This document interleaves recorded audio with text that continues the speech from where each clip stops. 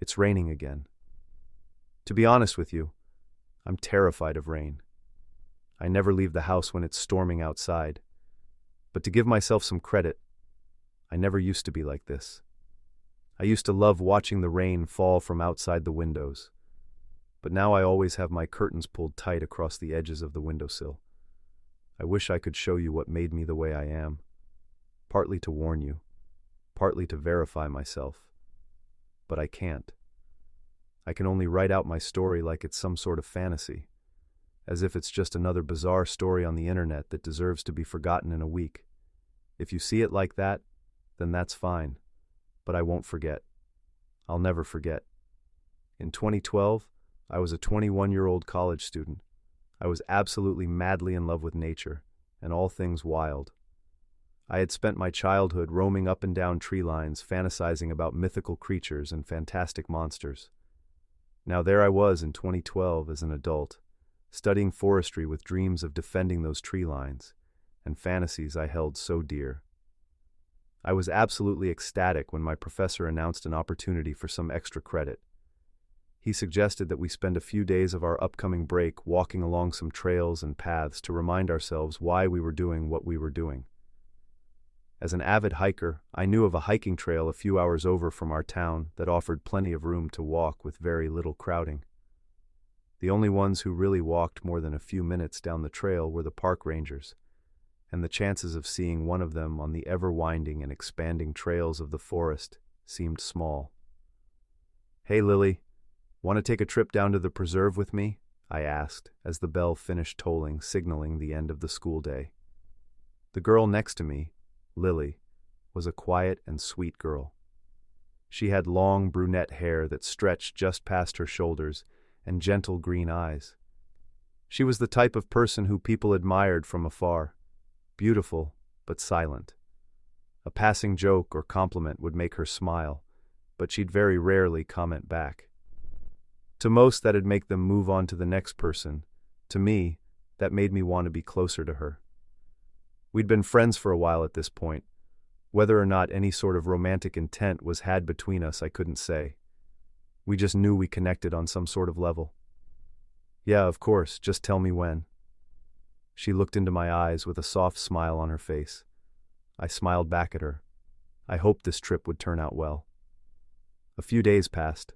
Lily and I spent our free time in stores gathering food, supplies, and tents together. Soon enough, we were all packed up and ready to head out.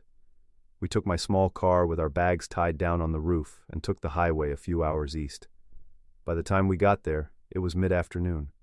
Still plenty of time to walk, but also a bad time to find parking. There were plenty of people here walking their dogs, setting up lunches, and walking the paths. "I thought you said it'd be quiet," Lily asked with a slight snicker. I rolled my eyes in response.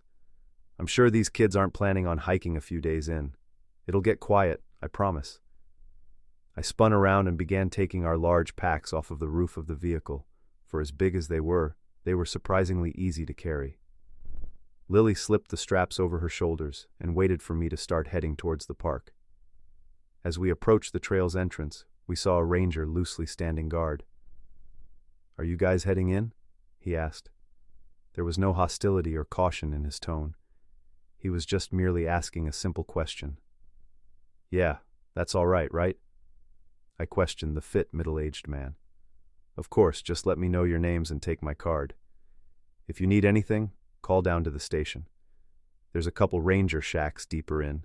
Feel free to use them if you need to, just make sure to clean up." The ranger gave a welcoming smile and handed me a small business card for the local ranger station. "Thank you." "Oh, and my name's Max. This is Lily." Lily gave a small nod at the ranger, and he nodded back respectfully. "Well, Max and Lily, you enjoy yourselves out there. We'll be patrolling around, so if you see us, don't be scared to say hi." With those words, the ranger backed away from the entrance, and we began our trek. We spent half of the first day slowly walking in quiet appreciation. There's something so liberating about walking with no time limit. It's like all of the world's stress slides right off your back, and the only thing you have to worry about is yourself. In that exact moment, You're all that matters. No bills, no studies, no care. Just avoid snakes and strange plants, and you're all set. It wasn't too long into our journey before the sun began to nestle itself behind the trees, and the warm but steadily dropping temperature of the late afternoon's winds began sweeping under our sweaty clothes. "Let's find a clearing to settle into," Lily said, her head tilting from one direction to the other, looking for a place to set up. I nodded in approval and saw a small opening further down the path, clearly made by others who took a similar trip. It only took a few minutes to set up our tents in the clearing and to start a small fire. After all that walking and hard work, we were finally ready to be off our feet for a while. Lily plopped herself down on the opposite side of the fire I was sitting at and pulled out a granola bar to eat. I felt a rumble in my stomach and pulled out one of my own. "This place is really beautiful," she said, taking a large bite out of the bar. "Yeah, I haven't seen many animals yet, though." I unwrapped my food and placed it on my lips, ready to take a bite. I quickly glanced over at Lily and froze. In the increasingly darkening forest just off the trail, just behind Lily, was something about the size of half a football. It was cloaked in the darkness, but I assumed it had to have been some sort of small critter. I began to squint my eyes, trying to focus on it, but whatever it was seemed to fade out of existence, going straight into the ground. "Everything all right?" Lily asked. I realized it must have seemed like I was staring at her with food half in my mouth. I laughed and shrugged, shaking my head softly. "Yeah, sorry. I thought I saw an animal or something off in the woods. It was small. Could have just been a rabbit or something. It must have burrowed into the ground, though." My friend peered over her shoulder into the silent woods and looked around. I knew she wouldn't see anything. Whatever it was left as quickly as I caught sight of it. We ended up finishing our meal, extinguishing the fire, and climbing into our separate tents. I slept like a log. All of that walking put me out like a light. It wasn't until the morning that I woke up. I stumbled out of the tent, nearly tripping on the small fabric ledge at the exit of my portable shelter. The hot and humid summer morning sun hit me like a pile of bricks. "Just so you know, I think we need to watch out for snakes," Lily said softly while I was wiping my brow. I looked over at her to see her undoing the tent's supports from the forest floor. "Did you see one?" I asked, bending down and following suit with the camp cleanup.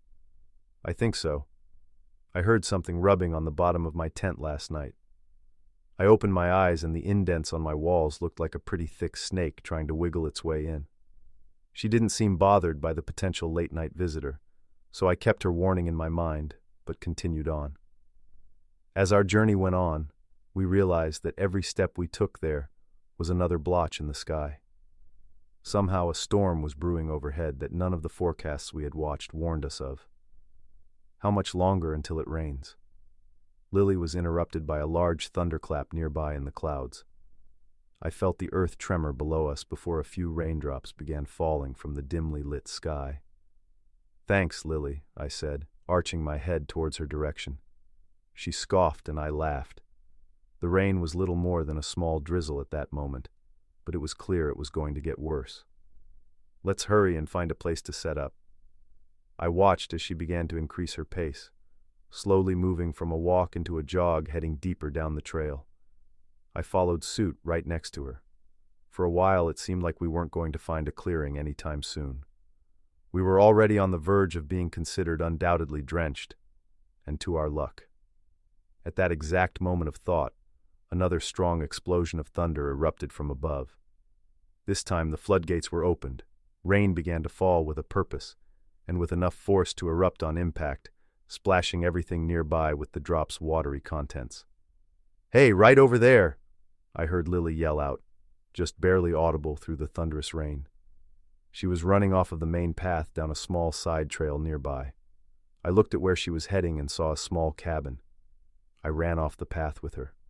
With each step, more and more mud thrust itself against my legs. I increased my speed, hoping to catch up to my light-footed friend, but something caught me off guard. The tip of my foot slid underneath something, and my momentum carried me downwards, face first into a mud bath. For a few seconds I was dazed, just laying down in the runny muck pit. I eventually looked down to my feet and saw what looked like a thin tree root, also caked in dirt erupting out of the ground. But as my eyes kept on the root, those initial assumptions fell to the wayside. The shimmering of the mud is what made me realize that whatever this object was, it was moving just beneath the mud. Then it clicked in my head. The snakes Lily had brought up, I had just tripped over one of them. I felt a shiver cross over my back, and I jolted back up to my feet and continued on my path, abandoning that snake behind. Without another incident, I made it to the cabin doors and busted inside, finally free from the hurricane-like storm. Wow. A familiar voice rang out in the shack. I looked over to see a drenched but otherwise clean Lily staring at me with an amused smile on her face. Decide to have a wrestling match out there? Ha ha ha, funny, I said, looking down at myself. Mud was dripping off of just about every pore of my body. I think I met one of your snakes you mentioned out there. It decided to give me a little trip. Oh, really? Lily said as she grabbed me and turned me around, searching the pack on my back for something to help me clean up. You were right. They're pretty thick. I wonder what kind they are. I can't imagine them being venomous, being that wide. I felt the hands of my companion yanking out fabric from my pack. I took some time to look around the cabin as Lily pulled the towels free. It was wooden, old, and completely empty. There was a cooking stove off to one side, but other than that, it looked very sparse. Clearly it was only meant for a quick one-night stay. Here, get yourself cleaned up. I turned back around, and Lily handed me a bundle of towels. I immediately wiped off my face and brow. The dirt was already starting to dry and stick to my skin. Thanks. I replied to her as she began setting up her things. I put my pack down against the door and walked over to a window, still wiping myself down. I watched as the rain continued its assault on the earth, the dirt running like rivers down the valleys and trails, both natural and man-made. It looks terrible outside, I remarked. I heard a small groan of acknowledgement come from behind me. I let my eyes trail over the forested wetland over to the path we took to get up here. My body locked up when I saw something right where I tripped. Something was protruding from the ground like a small pillar. I rubbed the inside of the window fruitlessly to clear off the fog and obstructing rain. I could barely make out what looked like a thick, partially submerged branch broken off on one end, with small twigs splintering off skyward. Hey, come and look at this, I called out to Lily, who was still fondling around with her bags. Is it the snake? She asked, rising to her feet. I don't think so. It looks weird, though. I watched the mud-coated object get hammered by rain as Lily approached and peered outside. Is that a broken tree root? She suggested. I could only shrug. Whatever it was, wasn't moving. Wait! Lily chimed in again. Look at the color. As more and more of the rain ran its way down the object, the less obstructed by mud the object became. I narrowed my eyes, pushing past the raindrops on the window, and noticed exactly what Lily was talking about. Whatever was under that mud was a pale shade of gray. Oh my God, Lily gasped and grabbed her mouth. What is it? I turned and looked at her, my eyebrow upturned in confusion. Look at the end of it, she said, holding her breath. I turned my gaze back outward and focused in. I felt my heart drop, fingertips. It was an arm reaching out of the ground, still as the grave. Oh my God. My voice wavered slightly. We should call the rangers and get them out here. Where's their card? She asked, hand extended towards me. I reached into my pocket and pulled out a wet but legible business card. Without hesitation, Lily snatched it out of my hand and began dialing the number in. Hello, I'd like to report something on one of the trails. She paced back and forth on the squeaky cabin floors. I turned and kept my gaze on my hand. It looked petrified in place, fingers eagerly reaching towards the sky, letting the water rush over it. She began to stutter. We're at a... I heard the voice on the other side of the phone chirp up, and Lily nodded. "Hey, Max, can you take a step outside and tell me what numbers are next to the door?" I peeled my eyes away from the hand. I felt an increasingly oppressive air pressing its way inside the cabin. I shook my intuition away and walked to the door. I opened it up and stepped outside. I peered towards the arm and could see it more clearly without the blurry window between us. It was hairless, smooth, and the fingernails seemed clean and trimmed. The water that gushed over it almost seemed to vanish on impact, as if it was some sort of sponge. I had to force my eyes away from it to view the number on the wall. 17. I took a deep breath, repeating the number in my head before the sound of a loud clap echoed off behind me. I jumped slightly on edge. I turned back towards the direction of the arm and saw nothing in its place, just the mud quickly running down the trail. I swallowed hard and rushed back inside. The number's 17, but I think the arm fell back into the mud. It's not there anymore. Lily's eyes went wide as she relayed that information over to the dispatcher. It wasn't too long until she pulled the phone away from her ear and hung up. They told us to stay put, and that this storm is not going to pass anytime soon. They said they've got a ranger on the way and the police have been informed, but it might take them a while to reach us out here. I bit my lip and looked back outside towards the empty path. "I hope it didn't get dragged away by the current," I mumbled. Lily came up right beside me, joining me at the window. "I'm sure they'll be able to follow that mud slick down to wherever it goes. On the bright side, that rain cleaned you up a bit." She gave a reassuring smile, and I looked down at myself. My clothes were still riddled with mud, but the rain on my skin seemed to have washed away most of the dirt. "I guess that's always a plus," I said stoically. "Come on, Max. Let's make ourselves at home at least.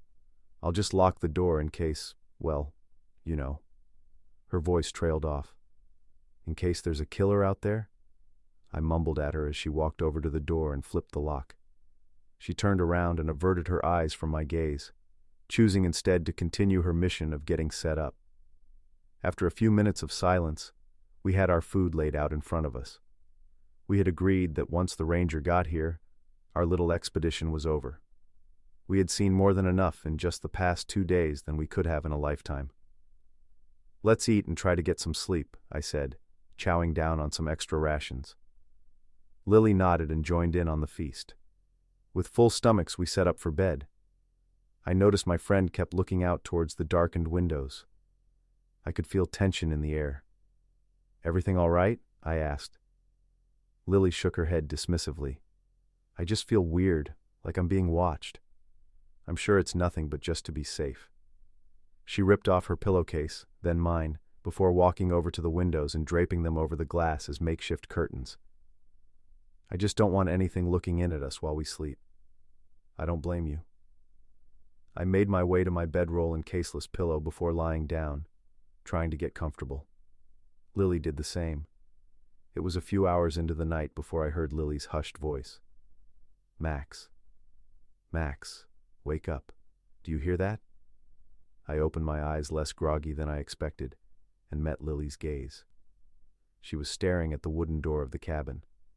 I spent a few seconds watching the door before I lightly saw the handle of the door jiggle. Someone was trying to get in. "What do we do?" Lily asked. I was speechless.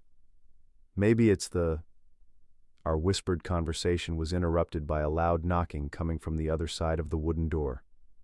I jumped to my feet. "It's got to be the cops." I began my slow, meticulous walk to the door. "Who's out there?" Silence. "Hello?" I yelled again. Abruptly, the banging started again, loud enough to drown out my voice. I took a step back from the door and kneeled close to the ground. Each impact on the door rocked the wooden frames of the small cabin. I watched as one of the pillowcase curtains began to slowly slip off the window. "No," Lily whispered, tears in her eyes. I rushed over to the window just as the fabric fell and was met face to face with the darkness outside. The banging on the door stopped suddenly. I very carefully kneeled down and grabbed the fabric in my hands to toss back over the window. Thud. Appearing out of the darkness was the palm of a hand. It slapped the window with a heavy force. I could only see the pale palm and the shroud of blackness outside. I quickly threw the pillowcase back on the window and backed up to Lily. She was shivering, her eyes wide with fear. That was the hand, Max. That was the hand that was outside earlier. I felt my heart drop into my stomach. I wrapped my arms around Lily for as much comfort as hers. The wet palm of the hand kept slapping against the glass. I could hear ripples of crack spreading along the window pane. I squeezed onto Lily as she balled up and kept my eyes focused on the pillowcase covering the glass, hoping it wouldn't fall and expose that lifeless arm again. With one last thud, it stopped. A light shone through the fabric of the window mere seconds after the attack halted. I could hear the struggling sounds of wheels rolling up towards the cabin. I let out a sigh and a prayer that the Rangers had finally made it. With the sounds of the wheels stopping just a few yards away, I finally heard a voice call out from the void outside. "Lily? Max? Are you there?" The voice sounded familiar. It was the Ranger from the day prior. I slid to my feet, dragging Lily with me. "Yeah, we're inside, but someone's out there," I yelled. I rushed over to the door and opened it to see the Ranger standing stiff off in the middle of the small opening in front of the cabin.